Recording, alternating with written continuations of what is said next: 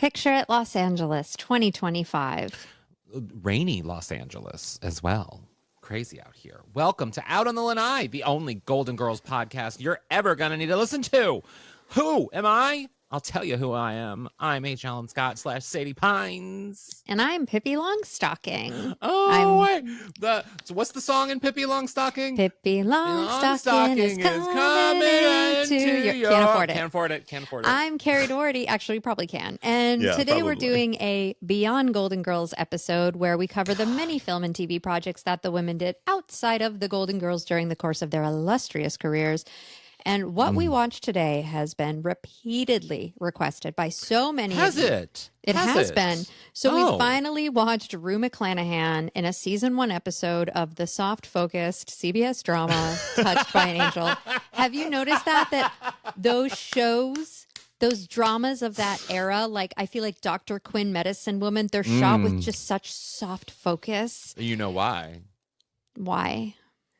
Because the core cast, is of a certain age. And in that era, there was not much they could do to conceal the age in which they were certain of. So they used a nice little soft focus moment. You see it a lot in those older shows. Not older, but you see it a lot in the 80s, 90s shows where a lot of Lifetime movies would have that a lot of focus. Yes, exactly.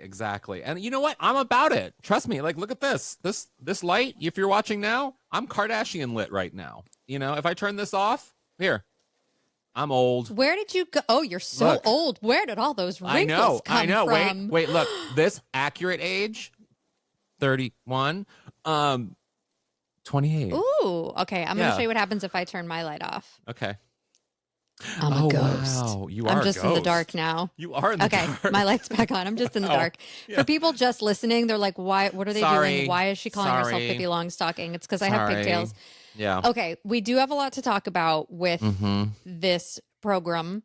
And we also have a lot to talk about with some other stuff that you and I did together this week. But which is why we're late for this week, releasing the episode. We are better late than pregnant. Yes, we'll tell you why we're late in a second. Real quick, I have to get out the housekeeping business. On the Rusty Anchor Happy Hour this week, we've got a fun one, you guys. We are talking about deep cut Golden Girls references in other TV shows. So, and one of those is I literally, when I was writing on Schooled, I stole a joke from the Golden Girls. I said, I am going to get a Golden Girls joke into an episode of Schooled. And I did, and they shot it, and it aired, and I went, ha! I stole a joke from the Golden Girls, and I only want Golden Girls fans to notice it.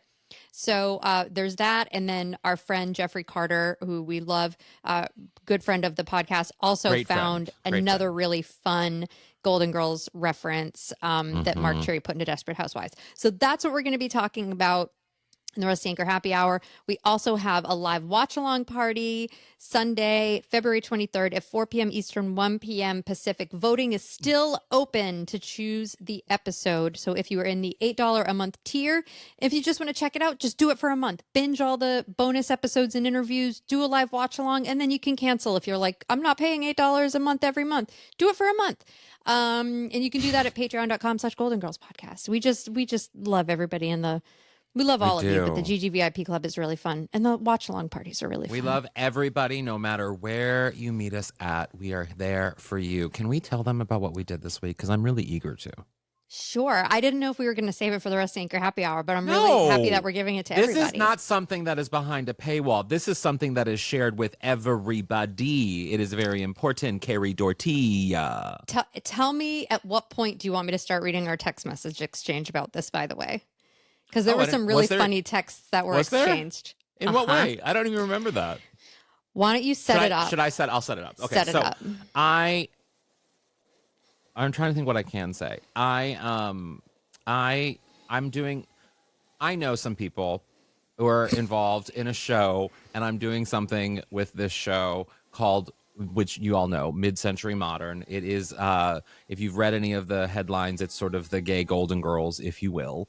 Although it's not that. And our great friend of the pod, Stan Zimmerman, had a fantastic idea for a gay Golden Girls sitcom, and I'm not sure exactly where in the process any of that is, but there is room for every single gay Golden Girls show out there in the world. But I so I know the people involved in Mid-Century Modern, and I was invited to a taping of Mid-Century Modern, and I was able to bring, my obvious guest, Kerri Doherty, to the Mid-Century Modern taping, and so that's kind of it, actually. And in watching it, and we're not going to say much about, I mean, the show is about three gay men who move in together in Palm Springs, and they live together, and sort of the funny things that happen with them living together. And one of their mothers is involved, but of course that woman was played by Linda Lavin, who died during the run of the production of the show. The other three cast members are Nathan Lee Graham, who's fantastic, Matt Bomer, who is fantastic, and Nathan Lane, who is amazing. And Linda Lavin played Nathan Lane's mother, and she died during the production. So then Pamela Adlon came in to sort of fill in that role as well. And it's fantastic. It's a fantastic show, and it's really funny, and it's really interesting. And you see the parallels between the Golden Girls and the show. But I will say that you also see parallels on like so many other shows, like Sex and the City, like any show about friends, about four friends, either living together, living single, etc. Like, you see parallels to the Golden Girls. You'll never get away from the Golden Girls, but the Golden Girls really originated that format of like the friends living together sort of. Well, Kate and Allie maybe a little bit, but not in the way the Golden Girls did. And so Mid-Century Modern was so much fun. What were our texts that we had about it? 'Cause I don't remember first that. I have to say, so you told me you were going to this taping. I mean, the show, I believe it drops in March on Hulu. They'll drop all the episodes March at 28th. once. Yes. So it's a show that I've been I actually don't know if they'll drop all the episodes at once, because Hulu's been doing a thing where they do it weekly, like with Only Murders I thought in they the were going to Murder. do it all at once, but maybe they'll do it weekly. That's really only Netflix at this point that does that. So, you had texted me. Be careful what you say. Don't say what I was doing there. Oh, wait. What do you mean? I can't say what. Okay. Just go ahead. Okay, I'll just get to the part about the bag then. Okay, great. Yes. So we decided we were going to go. I wanted to go especially because all episodes of Mid-Century Modern are directed by Jimmy Burrows, who is, I think, one of the most prolific sitcom directors. Not so prolific. He didn't direct an episode of the Golden Girls. He didn't direct an episode of the Golden Girls, which saying. I don't know if he was even directing at that time, because he did co-create Cheers. So I don't quite know when he started directing, but maybe he was directing by then. But anyway, we're going to go together, and I wanted to bring a good sized bag because I was going to bring Golden Girls Mad Libs, because when you go to tapings, they take your phone and they put it in one of those bags. Can I just say, before you get to even this bag thing, I need to tell you, Kerri Doherty goes to a taping like she's going out onto the show Survivor. I'm sorry. Were we not there for like 6 hours? Yes, and they fed us, Kerri. They fed us. You didn't even know that they were going to feed us. I was going to be fine. I could be fine. I'm fine for a 5-hour period without eating. I'm on Ozempic. I'm good. But you came with like snacks, a banana. I asked you if you wanted one, and you said no. That's fine. Yeah. But I ate my banana quietly.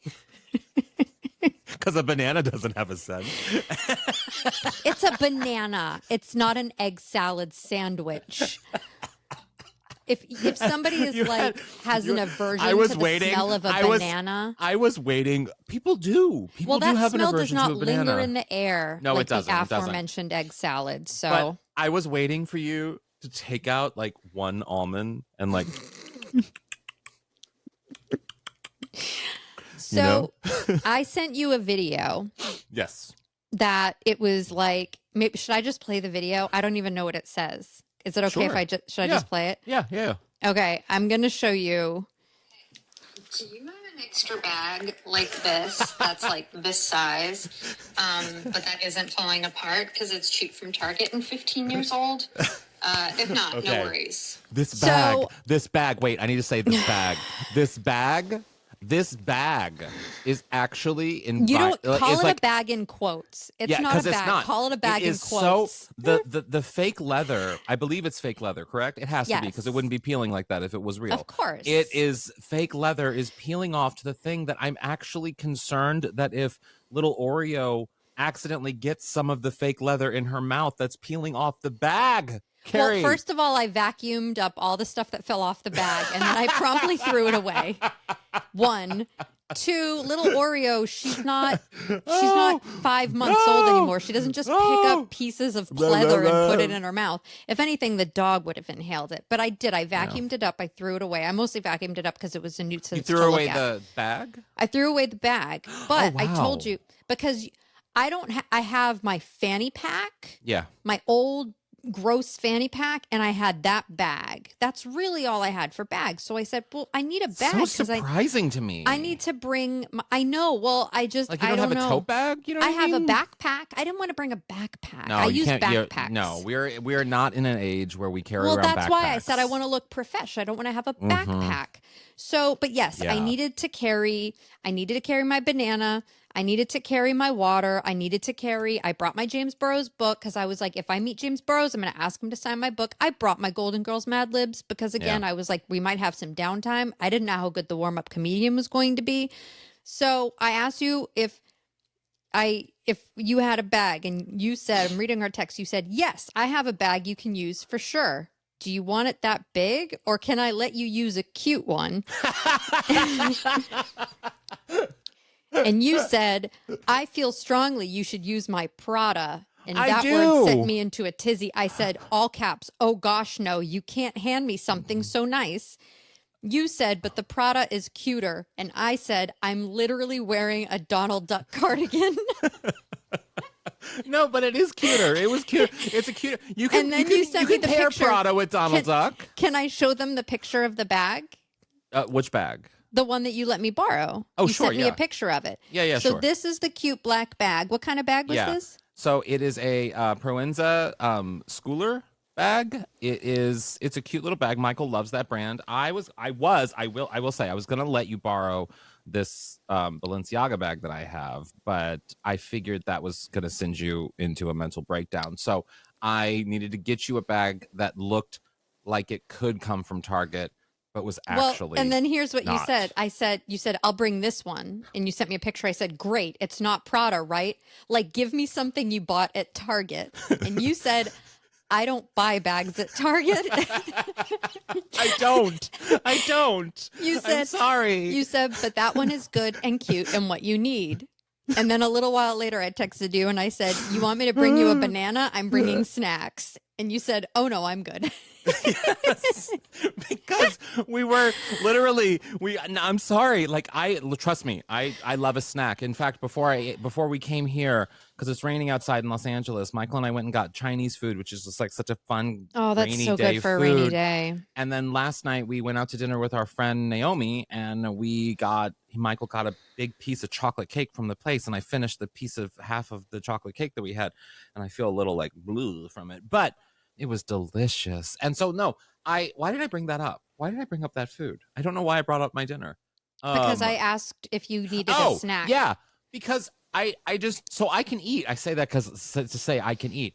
That said, when I'm going to like a thing like that, I don't think about food. Like, I don't think about needing a snack in that period of time. You know what I mean? Like, I can go from like 3 p.m. until like 10 p.m. and be fine. Like, I'll be fine. I'll have a bowl of cereal when I get home, and I'll be fine.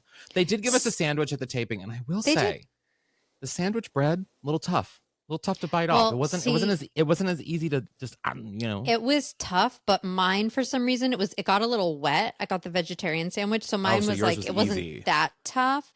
But the reason why I pack so much stuff and I bring a jacket and all that stuff is because I know I'm going to be in a space for a long period of time. Tapings are long. They are. If you've never been to a taping of a sitcom, it's usually about 4 to 6 hours. Yeah. But some sitcoms, they said, can be up to 10 hours. So you're dedicating a good amount of time. You're sitting in an uncomfortable chair.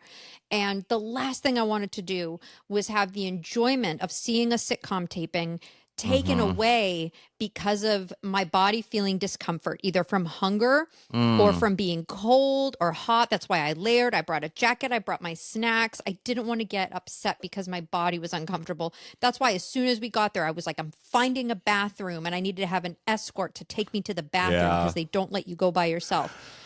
Well, So, I do but I want to had say, a great time. I do want to say for all the Golden Girls fans out there, now one of the people that I know involved in it is Max Muchnick, who, creator of Will and Grace. And I was messaging with Max, and I don't want to give away a lot about the show and the plot and all of the things because I want everyone to enjoy it. The basics, that are already out there. But there are certain storylines and plot lines that I was texting about afterwards with Max, and then he said, and he knows obviously about my Golden Girls love and what we do here on this podcast. And he said that it's tailor-made for someone like me. I'm just going to say that. Well, because someone like me is a lot of you, is us, is you and I, and everyone listening to this podcast. So I say that to say that the creator of Will and Grace has made a show that is perfect for all of the Golden Girls fans out there, and you will enjoy it very much so. And I think you will, at least. And I will be giving you more of it in the time to come, that you'll just have to wait and see what is to come from that. Very exciting. All exciting stuff. Yeah. Well, should we get to this episode? Because Touched by an Angel, I'm shocked that this was in demand. I did not know that Golden Girls fans wanted this episode. I loved Touched by an Angel. Should we take a break and talk about it? Because I do want to get into it. Yes. Let's take a break. Take a break.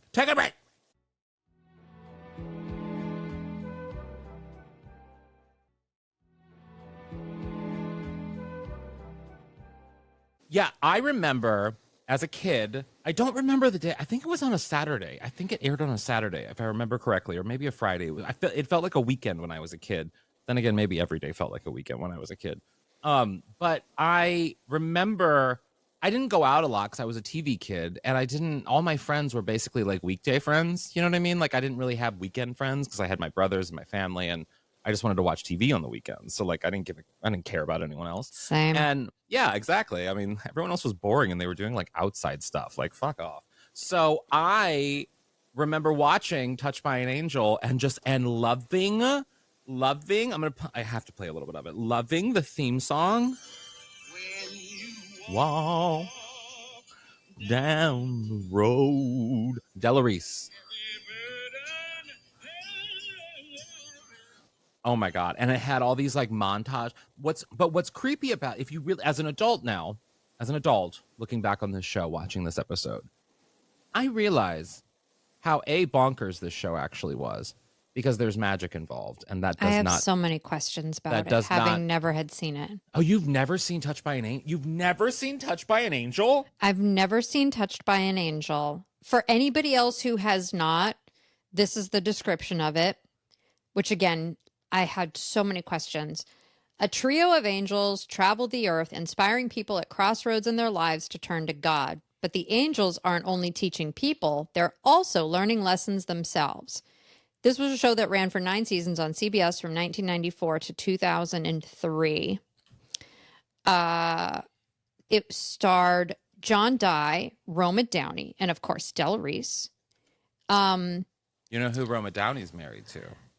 No, but I loved her accent. She's like a fucking gazillionaire now. She's married to Mark Burnett, who is creator of Survivor and The Apprentice, and the one who holds all the secrets about everything. I'm just saying. She got some secrets there now, doesn't she? Oh, it looks like, I just looked it up. It aired on Wednesdays. At least it first aired on Wednesdays. I don't know if it moved to a weekend after that, but yeah, but it really was Roma Downey and Della Reese's show. And there's a Dolly Parton holiday film called Touched by or Unlikely Angel that is similar. Oh, you've sang that before, yeah. Yeah, that is similar in plot to Touched by an Angel. And basically, as a general sort of every episode is, these two angels, Roma Downey, who's kind of a new angel, you know what I mean? She's just kind of like, she's a little bit like more she's like... the Ryan of The Office. She's learning the ropes, if you will. Yeah. And then Della Reese is like the wise one who knows everything.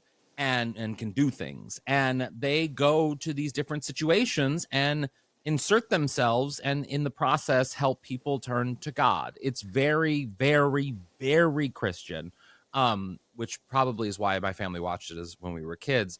But also watching it now as an adult, it's also very magical, which is not Christian, but like that they can do things like they can like in this episode there's Well, a you could platter. argue that Jesus was magic because he turned water into wine. I always whatnot. feel like, isn't that like blasphemous, like magic? I don't know a lot about I don't Christianity. know. Yeah. Well, but here are my questions. So these three angels, like, is there any connection between them? Did they know each other before they were forced to like roam the earth helping people? Did they I don't know think each other? so. I don't think so. Okay. At least I don't know that backstory. Although I do think there are episodes when we learn a little bit about the angels' backstories. Like, I think Are they being punished? Or are they doing it willingly? No, are they no, in it's purgatory? not a punishment. No, it's the thought of like angels on earth sort of helping people. You know what I mean? Like it's supposed to be, it is a uplifting show. And they had so many guest stars over the years. My God.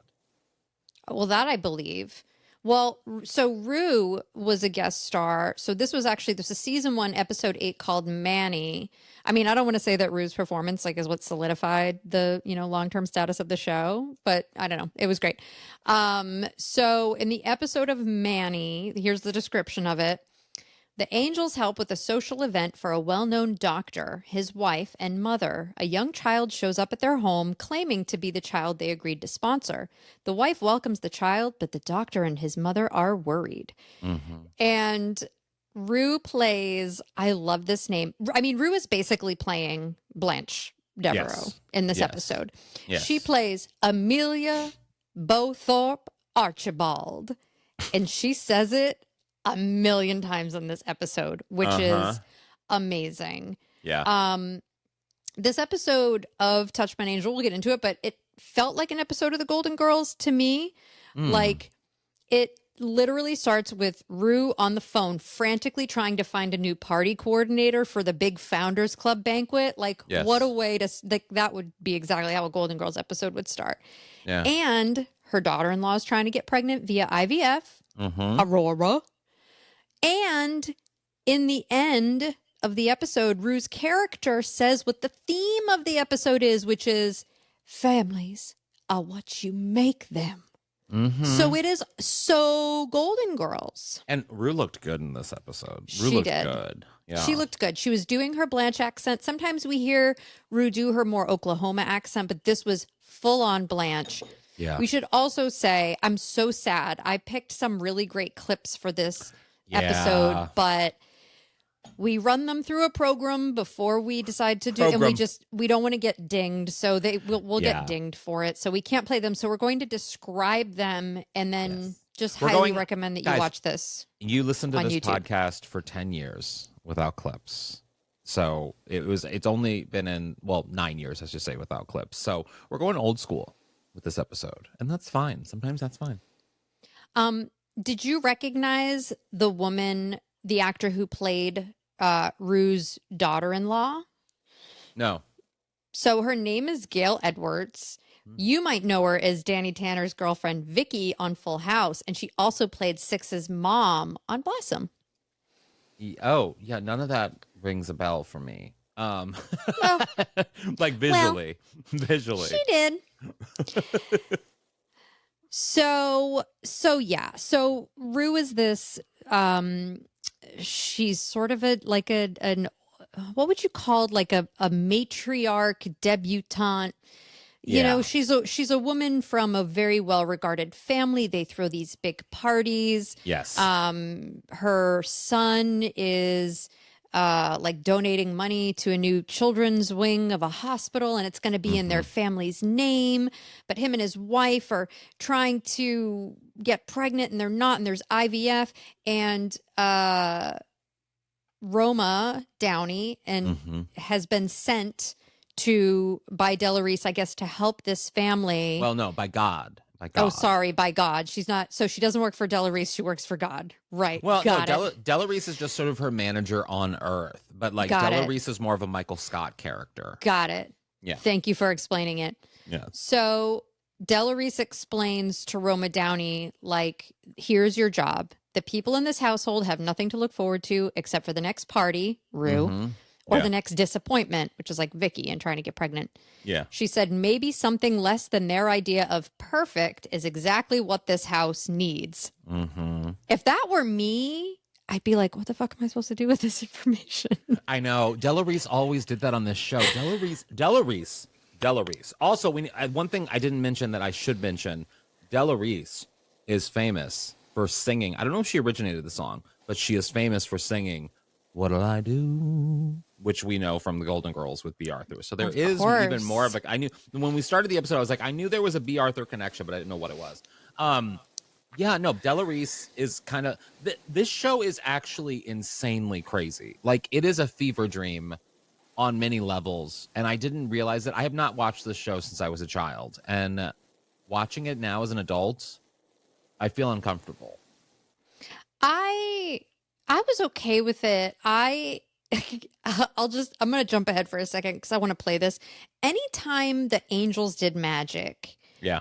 they played the sound. The magic really threw me out of it. Like they would either appear or like at one point, Della Reese makes like a fish appear in a fish bowl. Yeah. And the sound she makes that a fish appear. She makes a fish appear. It's the sound is like this unsettling horror movie music sting. It's like the sting you get with like a jump scare in a horror movie. Like evil witches magic is being used. Yes. Anyway, I know we can't play the clip, but I want to play the noise. Mm-hmm. This is for when an angel like appears in front of a guy and he freaks out. But just listen to this and tell me this is supposed to be like a Yeah. Oh, magic. But that's not what the sound reflects. Like the work of the Lord is happening. Okay, hold on. Wait, you gonna play it? Should I riff? Riff. So Della Reese is great, and she's been impersonated on Drag Race by the great Latrice Royale, and I think you all should. Okay, watch everybody, that. listen. Here it comes. Why don't you just let me call you a taxi? That's kind of scary. It is very scary. You're right. It is very scary. And out of context, it does seem like, you know what it sounds like? You know why you think it's scary? Because in Halloween, whenever Michael Myers steps like into the thing, you hear, wait, you keep talking. I'm going to find Michael Myers. Okay, you find it. I'm going to riff now. So Roma Downey is basically, Della Reese is like, look, you're going to be the party planner. And I guess because they can do magic, Roma Downey can like get a social security number and like stuff to do like work, whatever, to get paid. So she is going to be the party planner, even though she like barely knows what a cappuccino is. And Rue has like really high expectations, but whatever, they're going to like do it. I wish we could play. There's a clip with Rue. She's so Blanche. She's like, and then I was thinking, we'd have, maybe a cappuccino machine over here. And, I'm just so proud of my son. He is the jewel in my crown. And everybody, the way she says jewel, it was like a real B. Arthur program diapers situation. So this family, they're getting this really big event organized. And I had not yet read the description of this episode. So all of a sudden, this little boy named Manny from Ecuador shows up at their door, and he's basically like, hi, you sponsored me on one of those programs in an advertisement on TV, for $25 a month. We exchange photos and letters and stuff. So he's like, anyway, now I'm here, and I came to see you, and I want to live with you. And this family's like, huh? Yeah. So I'm trying to find this Michael Myers thing, but okay, you find it. But you keep going. Okay, yes, so it's bad. the doctor is like, we need to call the police. We don't know what this child is up to. And I'm like, this kid's like 9. Like, what do you mean you don't know what he's up to?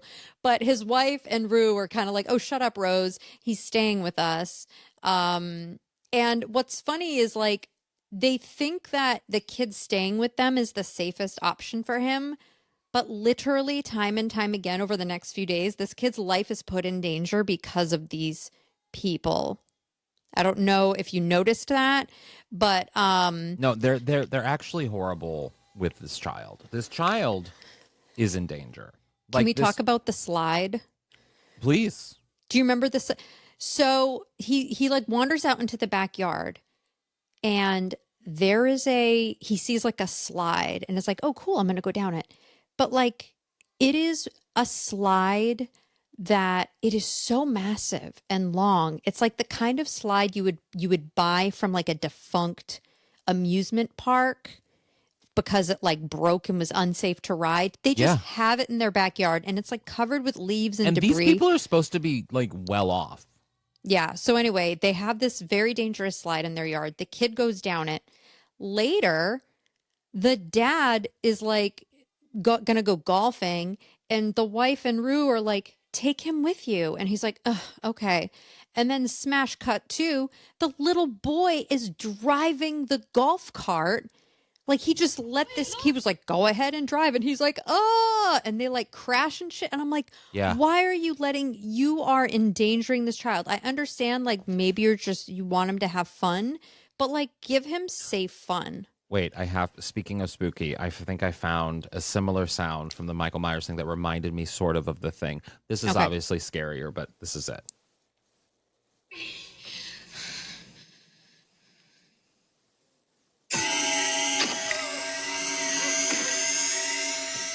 Yeah, it's kind of similar. Someone just got stabbed in that one. Someone just got stabbed. Yeah. Also with this boy's safety, the night this kid sleeps at their house, the next day they wake up and he's just not in his bedroom and they're like, well, I guess he's just gone. Like they don't even go outside or call the police. Like, they don't even go like, well, let's see if he's playing outside in the yard, or they just go like, well, I guess he's gone. Anyway, let's get back to planning the party. I'm just like, this child is not. Anyway, the show is bonkers. It's bonkers. But then, like shortly after we meet this child, huge plot twist. It turns out that Manny is not the kid that they were actually writing letters to in Ecuador. That boy is actually still in Ecuador with his family, which means this kid is pulling a Buddy Rourke on the family, just like he did to Rose. There's a documentary. I could not figure out. I literally thought of this as like right before we started, and I meant to make a note of it, and I didn't. I'm going to find out the name in the break. But there's a real life story of something like this happening. Have you heard this story? Mm-hmm. Oh my God.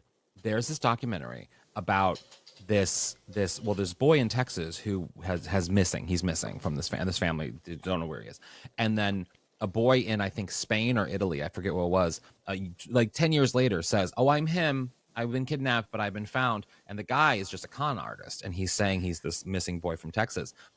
The family, the sister, comes over to Spain or Italy or wherever it is, looks at the boy, looks at the man. He's bleached his hair and stuff. And she says it's him. He comes back. He's on the local news. It's a big deal. The boy has been found. The entire family accepts him. This man is pulling a con on this family. And then as he's living in this family's house, he begins to learn that there's a reason why this family is basically knowing that it's not him. That they said yes to this for reasons that now is terrifying the person who's trying to con this family. Wait a minute. Is this like a hard candy situation where... I don't know what that is. Did they... Were they responsible for the disappearance of their actual kid? Well, that's what it's alluding to. The documentary alludes to that. There's no proof of it. But the documentary alludes that the family knows more than what they're leading on. And that's why they conveniently wanted this person to pretend so that people would stop like thinking that they might be. Wow, that would make a great scripted movie. Wait, I think this 2000 The Imposter. It's about Frederick Berdine is the French man who pretended to be a missing American boy who went missing in the 90s. And the documentary is called The Imposter. I think it was also made into a film as well. Damn, because I was going to say we should try to get the rights. I mean, the rights have been gone. That was a huge story. Wow. Yeah, really good documentary. Fascinating documentary. Well, for a minute in this story, when I forget who it is that learns Manny isn't who Manny says he is. I think it's like the married couple, like one of them figures it out. But Well, doesn't Roma figure it out too? The angel? Oh, maybe she's the one who figures she's it the out. one who figures it out first, and then. But at first, I was like, "Wait, is Manny an angel too?" Because I wasn't sure. I was like, "Then who is he?" But the angels know. The angels always know. Yeah. Wait, but speaking on angels knowing, the one thing that they do know is that we need to take a break. Ooh, that was a good one. Oh, we'll be right back. Unlikely angel.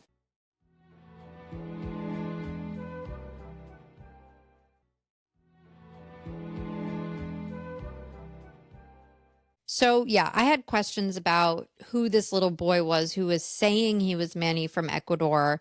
Because there's one point where he goes to the office, like to the hospital with the husband. Yes. And I guess they're actually going to tear that building down to like build the new hospital wing. I don't know. I wasn't totally paying attention. Yeah. And there's a moment where he's like, "Hey, I have to go to the bathroom." And he's like, "Yeah, it's that down the hall." And the kid goes out and he like puts his hand on the bathroom door and then he like keeps walking. And I was like, "Oh no, is this going to be like a Kaiser Soze moment where like he's going to keep walking and then all of a sudden he's going to like walk differently and you realize he's like an adult and then he like peels like a Mission Impossible mask off and he's like 60 years old."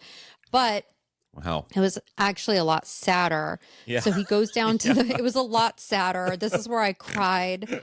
Did you really? I almost called you babe. Babe, I was so like I'm talking to Sam. Babe, I was so sad. He gets down to the basement and he actually like is an orphan. He has like a photo of his mom down Yeah. there.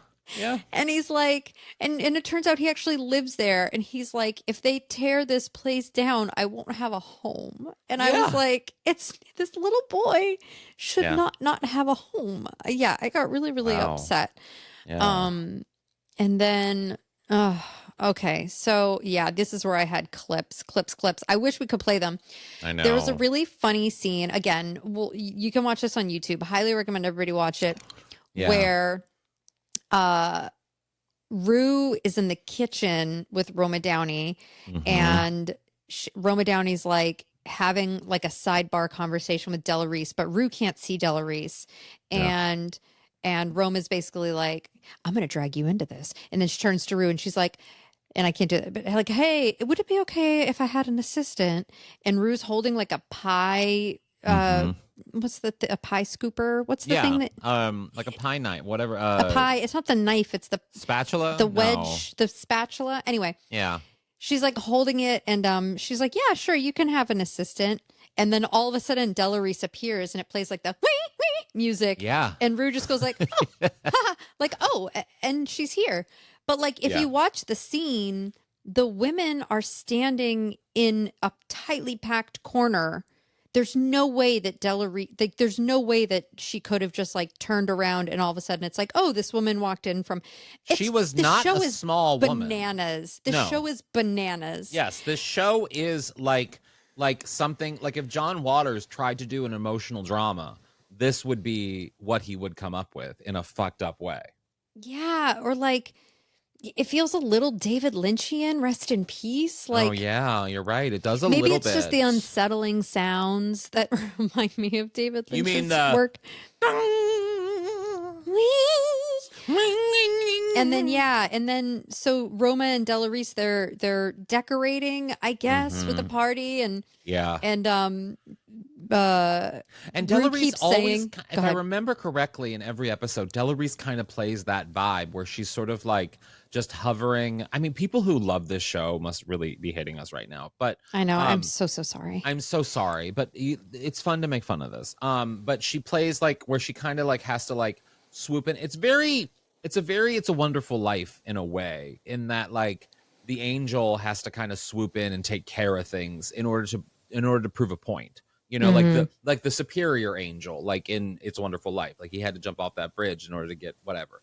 And Della Reese kind of plays that role throughout this series for sure.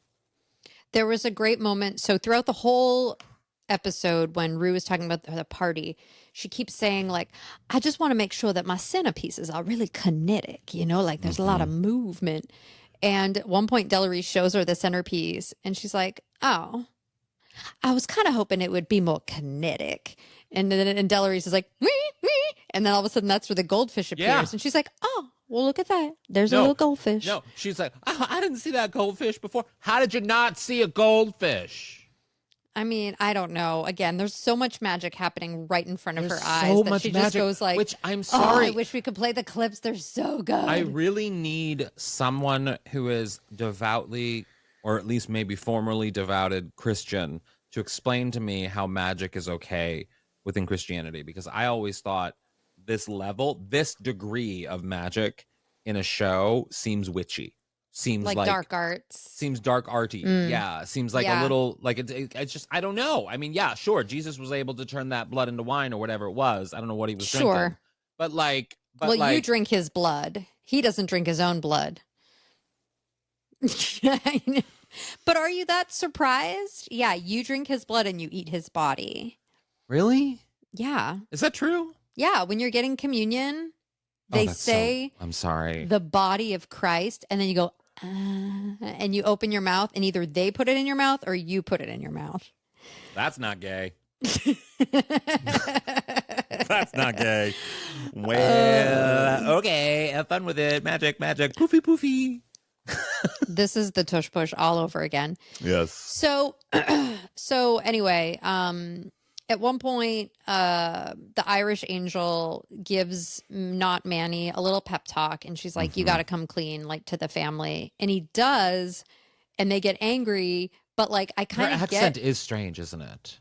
Oh, it's beautiful. No, it's very Irish. You know, it's not like, quite. It's like American Irish. No, I don't know. I'd say it's just very soft Irish. Oh, really? She just speaks, I think, very softly. You do a good Irish. Thank you. I don't know that this might be more Scottish. I don't know. I don't know. Maybe she's Scottish. No, I think she's Irish. Anyway. I'll find out. I don't know, but it's beautiful. Anyway, so Manny, not Manny, gives them no context when he comes clean. Like, he does not say to this family, "Hey, I'm not Manny. My name is actually Louise.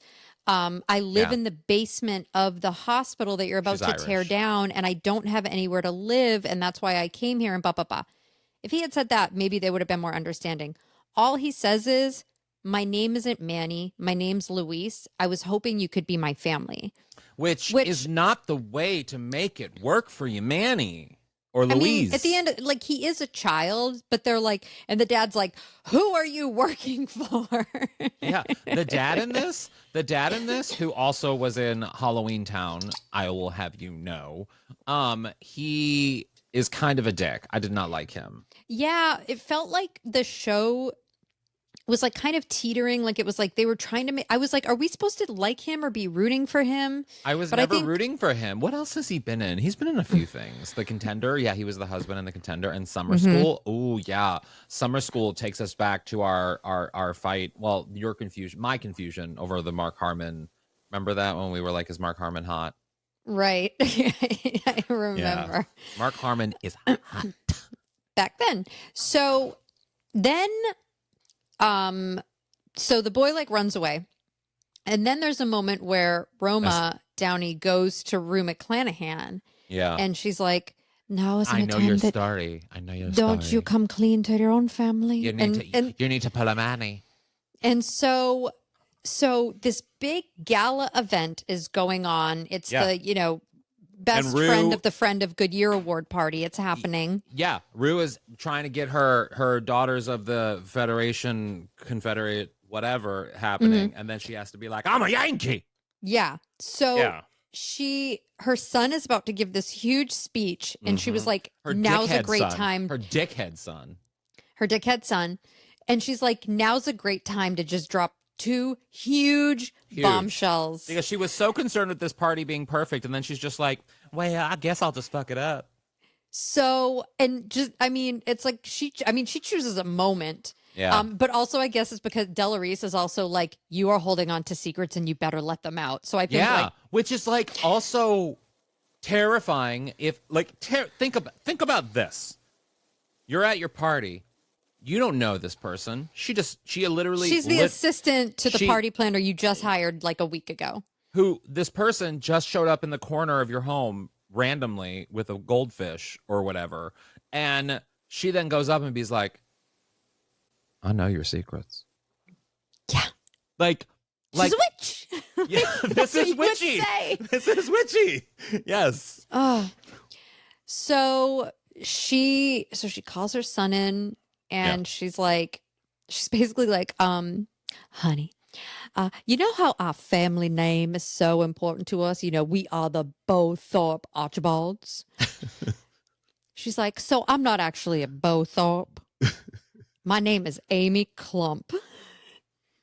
And she goes, and I don't Clump. come from money. I was a waitress. I know they had to make her name Clump. Clump. They were like, what sounds like someone who doesn't have any money? Clump.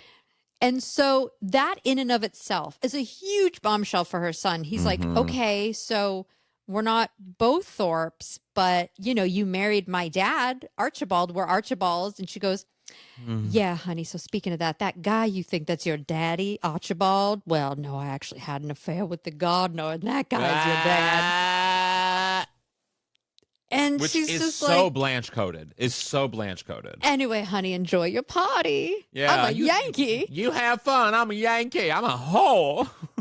So he's Where's just like, Manny? I'm gonna take my kid and go on a road trip. So he like composes himself, goes back out to the party, and still gives his speech, but then in the end decides to take his name off of the hospital wing and just say like, let's just call it kids because it's for the kids. Oh, brother. This man. And then so he does that, and then I am assuming they're still supposed to be tearing down the hospital to build a new wing. But in the end, they're just like, we're going to keep you, Manny. So they keep Manny. Which is like, I'm sorry, you just don't keep kids, random kids. Like you can't make that decision. They say the theme of this episode is family is what you make it, but I think you're right. I think Family is the what message, you steal it. No, the message of this is you can't just keep kids. You can't just keep a random kid who shows up at your home. You can't just keep kids. You can't. You can't. And I think, I don't know, because I was kind of like, I was juggling things. I didn't write a lot of notes for the end, but I think they just go like, well, how are we going to make that work? And they're like, we'll make it work. Yeah. I don't know. And then Roma Downey's all like, hey, man. She didn't actually do that, but her face said it. I'm going to disappear now, and it's going to play very scary music. She's very Christian. Like but like on she's the kind. This is the thing. I have no problems with anyone being whatever, anything. However, when you are so one thing that when you walk into a room, every homosexual is like, you think I'm going to hell, don't you? Oh, like that's you think she thinks that? Kind of. She gives that vibe to me. There's something, I don't know. There's just something about, I don't know. I just don't know. But I don't get the vibe that I'm invited to the brunch. You know what I mean? I'm invited to the cocktail hour because everyone knows a homosexual is good at cocktail hour, but I am not invited to the brunch. Okay. Yeah. So that's just the vibe I get. That's just my opinion. She might be lovely. If you know this, please let me know. She's very charitable. I mean, they have so much money. So like, she's very, very charitable. But she like produced or she was in I think she produced it too, like that Bible series that was on TV a long time ago and other stuff. Like she's doing stuff. Okay.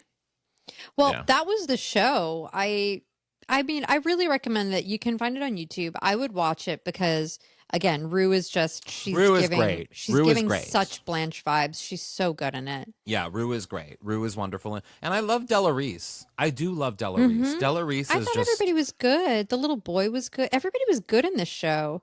Oh, yeah. I mean, this was a big show. This was like a big hit of a show. 9 seasons. Yeah. And I mean, Emmy nominated too. Both Roma and Della received, I believe, multiple nominations for this show. So like... The other main guy, he wasn't even in the episode, was he? No, John he wasn't. Dye? I don't think he was a regular. I think it really was just her and Roma. Because the description of the show is a trio of angels. And I was Yeah, like, I'm pretty I sure think- we're missing a tree from this trio. Yeah, I think they very quickly got rid of that trio and focused on the duo, if you know what I mean. Oh, it was just like in the Golden Palace when they were like, why do we have a 13-year-old on this show? Yeah. Let's just write him out. Yeah, sad. Oh, But he was on got the shaft. We had him on the podcast, and that was lovely. We did. I know. Everybody go back and listen to that was fantastic. yeah, our episode, Well, our chat with Billy. He was great. Should we take a break and come back with our golden takeaway?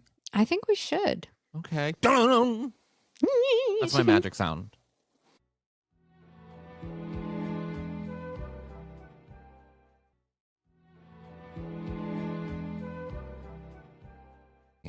We are back with our golden takeaway, which is a nugget of truth or inspiration that you can apply to your life or the lives of our listeners.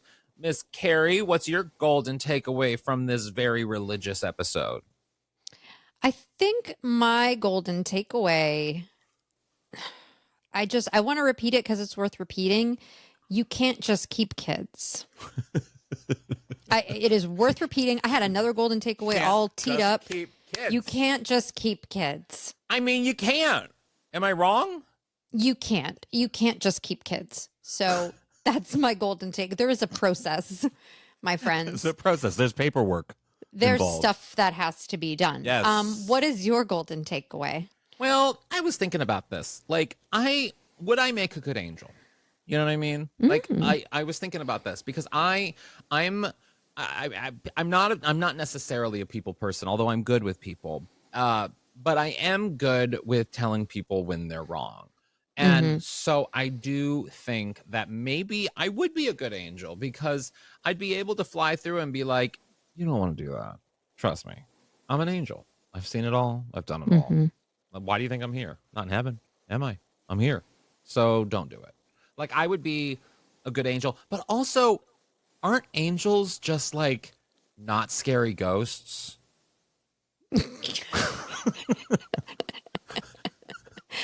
I wish we had t-shirts that had quotes from shit that you've said on this podcast. No, but think about it. Isn't that true? Like, Aren't angels just not scary ghosts? It's true. It's true. I mean, they certainly appear like ghosts and their scary music. It is like implied. if Della Reese came in and that came on when she like joined in or whatever, I wouldn't be afraid of her. But she is kind of a ghost. Yeah. Well, to go back to your earlier point, I think that you'd be a great angel. Really? Because I think that you would give it to people straight. And I think unlike Roma Downey, you would talk in more than a whisper. I feel like it'd be really, I'd constantly just be like, what? Yeah. Yeah. Say it again. What? Yeah. You know, I think that I think that you would be really efficient with time because, like you said, you wouldn't beat around the bush. You wouldn't you would just be like, hey, here's what's going on. Just do this thing. I'm an angel. Trust me. Yeah. So, and then you may just have to do magic so that people believe you're an angel. If you want to tell them you're an angel, because oh my God, if I could do magic, wow, the things I would do. It would be dangerous, actually. You should just hang out with Stan's dad for a week. You'll learn so much magic. I am dying to go to New Jersey. So, yes, I think you would be a really good angel. You mean not scary ghost? A not scary ghost. Yes. Yeah. Yeah. Oh my gosh, guys, thank you so much for riding this roller coaster with us this week. For all of you Touched by an Angel fans, we're so sorry that we did not do this show justice. I loved this show when I was a friends. kid. I had loved this show when I was a kid. So I'm going to say that like is not, I did appreciate the show at one time. Now as an adult, as a Jewish man in my age that I am, this show is bonkers. The show is bonkers. We just watched one episode. This was a sample size. So, you know, yeah. Tell us, but tell us what you all think of Touched by an Angel. Was this a show that you watched when you were a kid? Have you never seen it? Did you just watch us? Like, I'm dying to know what everybody else thinks about this episode. And just, again, watch it for Rue's performance. She's so great. Drop it in the comments. Yes. And thank you all so much for listening. We hope you enjoyed it. And we will be back here next week, hopefully on time. We will be on time next week. More Golden Girls greatness. And if you're in the GGVIP club, a very special interview that we're going to be dropping that we'll play a little piece of. Yeah. Maybe. Next episode. Yeah. Mm-hmm. And you guys, we're part of Mom Moguls of Media. So go, do the Mom Plus thingy. And you can also follow us on social media at Golden Girls Pod on Twitter, Out on the Lanai Official on Instagram, Golden Girls Pod on Facebook. And I'm HAlanScott /Sadie Pines on everything. And I would like to say that if you are listening to this now, if you are out and about this weekend and you're like, you pass a newsstand and you're like, oh, not a newsstand, but a news stand, and you see Renee Zellweger on a cover of Newsweek, you should buy it because I did that. That's me. Yay! That's all me. Well, Yay. no, it's not all me. There's many people involved in making that happen, but mostly me. But mostly me. Definitely made us listen to Book of Mormon soundtrack on the way to Burbank. You did. I did. You did. Okay, wait. Did you say all your socials? I like how you also said when I got in your car that both Stan and I are small, so if the front seat is too small for you, you can sit in the back. And I was like, Kerri, I'm not letting you drive me like driving Miss Daisy. Well, I'm and not to be sitting fair, in the back seat of your car while you drive in the front. It was only because the front passenger seat, it doesn't go back very far because of little Oreo's car seat. Yeah. So I just said if you need more leg room To sit because Stan and I are both so short. you. Yes, that you could sit directly behind me. Behind you in the car while we're on the way to the. Yes, I can't. And I would never do yes, that. I understand it was like a 12-minute car ride, but again, I'm always thinking about the comfort of our bodies. So I didn't want you to sit up there and feel like your legs didn't have enough space. That would have been. I wish someone would have recognized if I had done that. I wish someone on the street had been like, "Oh wait, is that Kerri and H. Allen from? I don't know. Why is he sitting in the? There's no one in the passenger seat. Why are they mad at each other? Why Is there a ghost or an angel sitting in the passenger seat? Is there a not scary ghost in the front seat? Maybe. Not scary ghost.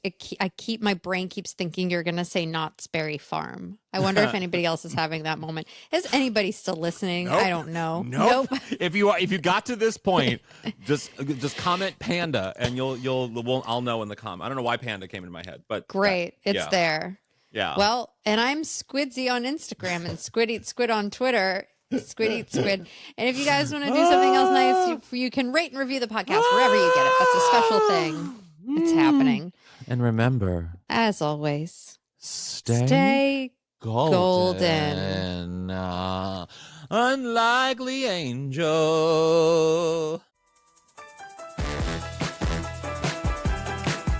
Out on the Lanai is not endorsed by Whit Thomas Harris Productions, Touchstone Television, Disney, or any of its subsidiaries. It is intended for entertainment and informational purposes only. All names, pictures, audio, and video clips of the Golden Girls are registered trademarks and/or copyrights of their respective trademark and/or copyright holders.